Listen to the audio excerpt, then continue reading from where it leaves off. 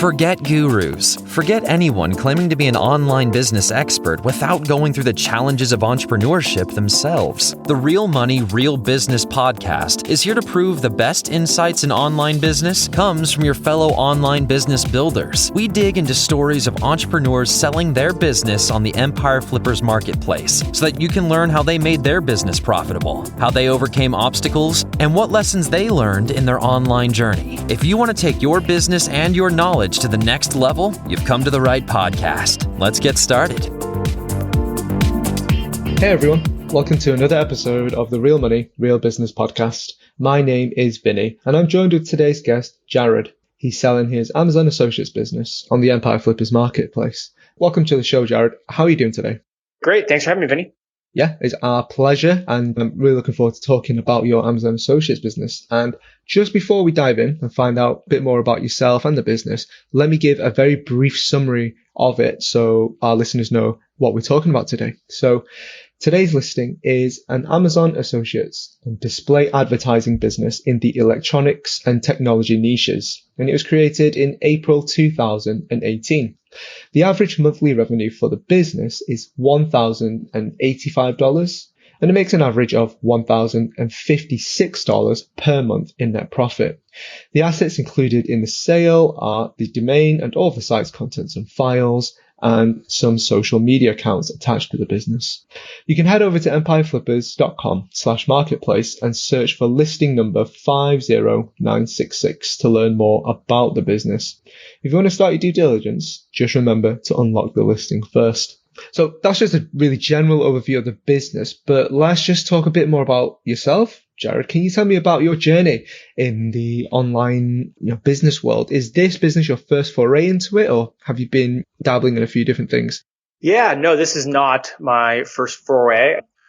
I've been doing digital marketing in some capacity with my day job for 20 years now in a variety of companies, and started building these types of content websites on the side probably 4 or 5 years ago now. And so this is one of several that I have, but yeah, probably about 4 or 5 years experience in this specific type of Amazon content site. Gotcha. Definitely doesn't sound like it's your first rodeo. Sounds like you've been, gaining experience building, like you said, content sites in general. This is just one of your projects. While you were skilling yourself up, Jared, were there any specific resources that just really helped you learn more about affiliate marketing and content sites in general? That might be YouTube channels or communities or even courses that you just found really helpful to help you learn about this industry? Yeah, it's a great question. I mean, there's so much available out there. I know some of the initial groups I was a part of was a niche pursuits group. I followed that blog pretty religiously as in the mid 2015, 2016, that whole time period, as I was getting ready to do something like this. And a lot of those podcasts and blog posts were pretty foundational for me as I started doing that. And then I think a lot of the other education came kind of on the ground mistakes, especially in the first year. Yeah, kind of made the run of them. But over the years, those have probably been the communities I keep going back to. And there's been some other various things like some podcasts that I'll listen to. But most of it at this point is, you kind of build a community up of people that are doing the same things and you can go to as well, almost like a little mini mastermind group. So I think that's also been really effective, especially in the last couple of years for me. Makes sense. Yeah. Like you say, there's plenty of good resources out there if you know where to look. But, like you say, part and parcel of the entrepreneurial journey is embracing failure as the teacher, really. Like you say, once you're on the ground, you're just doing stuff. It just has to be done. You trip up a few times, pick yourself up and learn from it. So definitely makes sense. Let me ask you about this particular business then that we're talking about today. Where did you get the inspiration to start this one in these particular niches? So I didn't start this site. I actually purchased this site off of the founder. Well, a couple things. I was really intrigued with this niche because somebody who being involved in, technology, digital marketing, I read a lot of technology blogs. I read a lot of technology articles. I'm really interested in technology. So it was always an area of interest for me. I've always noticed that I really prefer to build content sites, to work on content sites in areas that I'm interested in. So it was something that was attractive to me to look at and to either think about starting a site or buying an existing site. This one was one that I bought, started and run by someone who was really passionate about the niche. Really, you could tell, poured a lot of their energy and effort into producing these really high quality product reviews. And I thought that was what attracted me about this site specifically. Gotcha. So it sounds like you knew about marketing and associates and all that, but you also saw a potential, basically, investment opportunity in this site. You saw that there was some quality in there already, and you could build it and put some even more value on top of it with your existing knowledge. So that sounds great. Let me ask you then, because it's profitable, it looks like it's doing well and growing steadily in traffic, but our listeners will be wondering why you're selling the business right now instead of staying with it and growing it. Yeah, that's a great question. I would say that for me, this site has been interesting, and I think we can talk about a lot of the different areas that I think there's still a ton of potential for it, because it really isn't anywhere near tapped out. For me, the reason that I want to sell it is my business partner and I actually found another site that is a little bit more in my area of expertise. So I would like to put the earnings and the time from this towards that. This site does not take much of my time any longer, but I'd rather take the money and put it towards investing in that other site. And again, this is more of a passion for me, whereas this other site is an area of expertise. And so I just think it's a better business move. But I did wrestle with it for a while because, as you said, the site is growing month over month and has been for a while. Gotcha. Okay, that makes sense. So it sounds like there's other opportunities sort of lying in the background there, and selling would give you the opportunity to work on other projects. Yeah, and this site, again, it's not really a time factor, but, I'm sure people understand that selling a site like this, getting that cash right away rather than this slow monthly cash flow, getting that cash injection right away, should be a good investment for the other site. So. Yeah, definitely. But obviously, the more cash you have when spent wisely can accelerate the growth of other businesses. So definitely makes sense there. I just want to touch on your experience then of building this particular site. Was there anything that you learned while you were building this one that you would apply to future content sites? I mean, what did you learn that you felt just really worked for you as you're trying to scale it? That's a really good question. I mean, for me, this is the first site that I've seen individual product reviews do really, really well, at least really well in what I define it. This site, like I was saying a little bit earlier on, it has, when I started to work on the site, almost entirely individual product reviews. A lot of them were already ranking really high. And even the ones that weren't ranking really high were really, really well written. And for me, I think the biggest thing that I learned is all about this style of article. It's not a style of article I've always focused on in the past with my other content sites. I focused on other types of content, but this site, it does really well with those individual product reviews. And so working with the site for the time that I did and going in and, tweaking those articles, learning what worked, seeing what changes could be made to get even better results. That's probably the biggest area, probably the biggest learning curve I got in this site. Yeah, definitely makes sense. I guess on the other hand then, was there anything that you tried that didn't really give you the ROI that you were looking for? That's a good question. I would say that for this site, the vast majority of the content is in one very large niche in the technology space. It's a popular niche. There's a lot of different things that you can write about in that niche. But technology obviously covers a wide array of niches, inside that technology banner. And so I'd say that I dipped my toes out a little bit to try out other related niches. And I think that could work, but it would take a decent amount of content around that specific niche to get those articles to do well. Mm-hmm. Trying out one or two or three articles about a related niche didn't necessarily produce any results. Yeah, that makes sense. I think sometimes that happens with content, doesn't it? You think that you experiment with certain types of content, hoping it's kind of like a throw it at the wall and see what sticks kind of approach sometimes. Yeah. You're kind of hoping it works. And then you just sort of, once it's out there in the wild, you sit and wait really. And then if the traffic numbers don't come in, then I guess the writing's on the wall, so to say. It's kind of like, well, I guess we're not going to write those types of content anymore. Yeah, when you look at it and you publish a couple other articles around the exact same time that are in that core niche and they're doing well, but that one article or those two articles about that related niche aren't doing well, published at the same time, written in the same manner, all that. Yeah, the writing's kind of on the wall, like you said. It can be so confusing sometimes because you're just thinking, what? They're the same. Why are they not doing the same thing? It's a mystery, honestly, the way SEO and Google algorithms work sometimes, but it is what it is. I guess on that note, though, we're talking about traffic and stuff. Let's talk about marketing. What do you do for marketing for the business right now? Yeah, so that's probably an area of great opportunity. This site relies almost exclusively on organic search traffic, so ranking through SEO. I think over 95%, 96% of the traffic each month comes from SEO. So it's just all about writing articles that are heavily keyword researched. So picking topics that have a good combination of monthly search volume while not being overly competitive or saturated with really, high power, and getting those to rank over time. And so that's the only marketing that goes into the site right now. There's no social media activity. There are some social media accounts. There's an email marketing. All of these are huge opportunities we've taken advantage of on my other sites, but never put those in place on this site.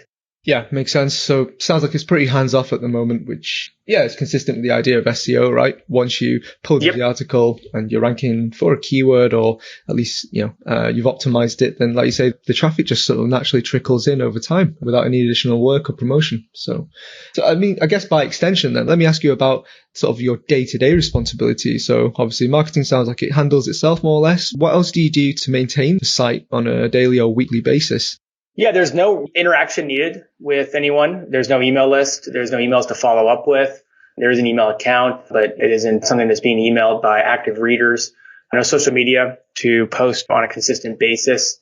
Keeping the plugins up to date, keeping an eye on keyword rankings, keeping an eye on backlinks, keeping an eye on traffic. And so monitoring, obviously, throughout the time I've had the site, we've published a bunch of new content. So when the new content is being created and published, there's activities for that. But ongoing maintenance basis, there is certainly, that's the beauty of it. There's probably less than 30 to 60 minutes of work a week.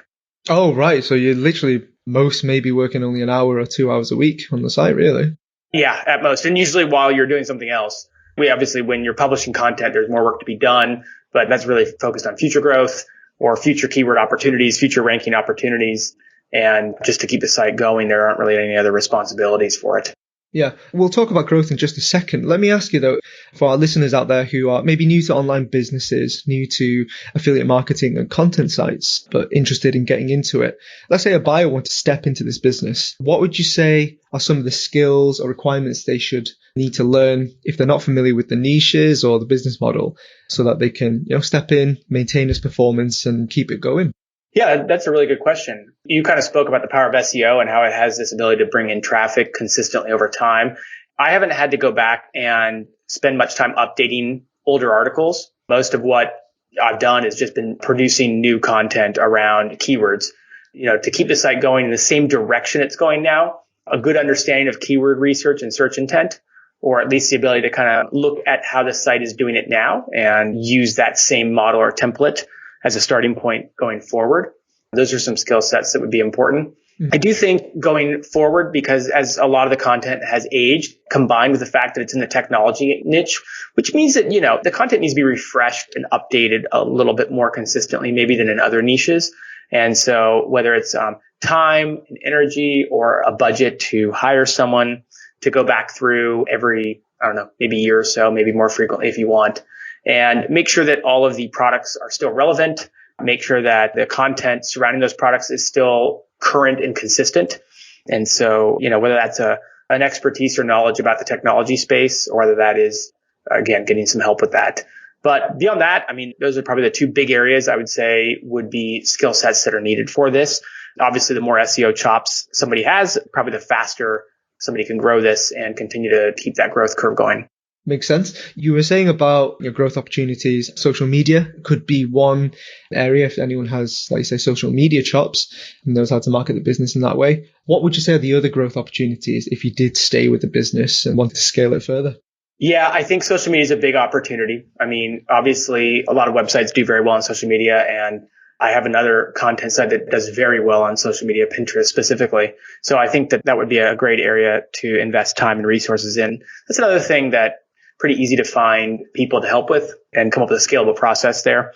I've always felt that email marketing would be a really good area to spend time, and that would probably take some time, but focusing on building an email list and then being able to email people technology deals, because there's a lot of deals that happen in the technology space, and building a list and then emailing out about that deal and properly using affiliate codes and affiliate offers, I think a really big opportunity for this space. It gets enough daily viewers just through organic search traffic to build an email list fairly quickly and then email out about those offers. So those are a couple ideas. I agree with that. I think if you can leverage the power of email marketing, that can be really powerful. But like you say, it does take a bit of time to nurture. So with enough time and TLC, I think the email list could be really valuable for this business. I'll also say that, I mean, technology, it's such a big space, and this niche in particular is really wide. There's so much to write about. So you could even come in and say, this is a bit of what I did, for the record, is these aren't opportunities that I ignored, but there's just so much content to write. There's so many topics to cover, and it was growing so well that I just kept refocusing on those areas. So there's another play that says you come in and you just keep writing great content, and you don't necessarily have to worry about some of the other things as well. So yeah, that's a great add-on there. I guess, we've just talked about the opportunities, but, all businesses have inherent risk in them, to be honest. So what would you say are some of the biggest risks with this business that a buyer should be aware of? yeah, the classic risk with this one, the classic double risk, I suppose, with content sites that are on Amazon, is that Amazon makes a change to their commission structure, or that Google looks unfavorably upon this website in a future update. Those are the two biggest risks I see. The site has done very well in Google updates. You can kind of see in the traffic trends, and if you compare that up against when the updates happened. So that's a good sign, and hopefully, well, obviously a little bit of a testament to just the way I tried to build the site to be a long-term, sustainable website. And then obviously the Amazon commission change back in, I believe it was April of 2020, definitely lowered some of the earnings, but luckily this site has enough different topics that it was able to withstand that. And Amazon isn't its only form of income. Actually, if you look at the advertising aspect of it, the digital display ads, that usually is on par with the Amazon earnings. So I think the risk is mitigated in that regard for Amazon because of the display ads. And then so far, the site has done very well with Google updates and actually been rewarded. So hopefully that'll offset a little bit the risks, but those are the two ones I see. Sure. Last few questions from me then, Jared. How much support are you offering buyers? Yeah, I'm happy to help navigate any questions they might have in the first month, and then get on a couple calls if they want to talk, more in-depth strategy, or maybe answer their questions in that manner. So a couple of Skype calls and then a month of email support. Great. And are you willing to commit to a non-compete? Yes. Wonderful. If you put yourself in the shoes of a buyer, so just looking from, the buyer's perspective, why would you say that this is a business that's worth buying? Well, if you look at the growth curve, and you can pick your growth curve, if you want to look at the revenue growth, if you want to look at the traffic growth, if you want to look at the keyword growth, all of them are moving up and to the right. And so technology is a good niche. Obviously, the niche is growing. So it's a growing niche. And then this site has a lot of opportunity in front of it. I will say that a lot of the content that was produced in the end of Q2, beginning of Q3 in 2020. So a lot of that content, some of that has already reached first and second page rankings and started to earn money, but a lot of it hasn't. And so there's a very real case to be made that some of that content is still coming to maturation and could, without even any more content being published, could continue to help the site grow with new keyword opportunities and new rankings. So it's a really fun site, and I've enjoyed having it. And I think there's a lot of opportunity in the technology space, especially for the trajectory that this one is on. Sure. Is there anything you'd like to share that you think I might have missed?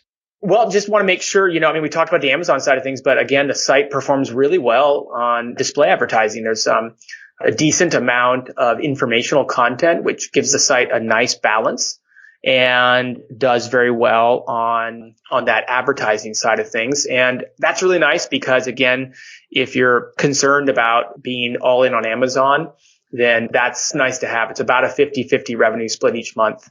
And then the other opportunity that I didn't mention earlier, but I'm looking over my notes right now. We didn't talk about, I didn't bring it up, but another opportunity obviously is to move away from Amazon for at least some or maybe all of those affiliate offerings. There's a number of larger players in the technology specific niche for affiliate offers, or you can strike up some deals with some individual brands. But yeah, so those are the two things I apologize I didn't touch on. The display ads helps to flatten out that reliance on Amazon and provides a nice income source. And then as an opportunity, moving that affiliate stuff off of Amazon would probably get you higher returns. That's a great addition. Thanks for sharing that about the display ads. Jared, thank you for joining me on today's episode of the Real Money, Real Business podcast. We hope that your business gets picked up by the right buyer very soon. Thanks, Vinny. Appreciate it. It was good to be here. All right, everyone. Thanks for listening. To learn more and see if this listing has already been sold, head over to empireflippers.com/marketplace and search for listing number 50966. If you're watching this in YouTube, click the link in the description to go straight to the listing. And once you've unlocked it, you'll be able to see everything you need to know about the business. So until next time, enjoy your digital journey.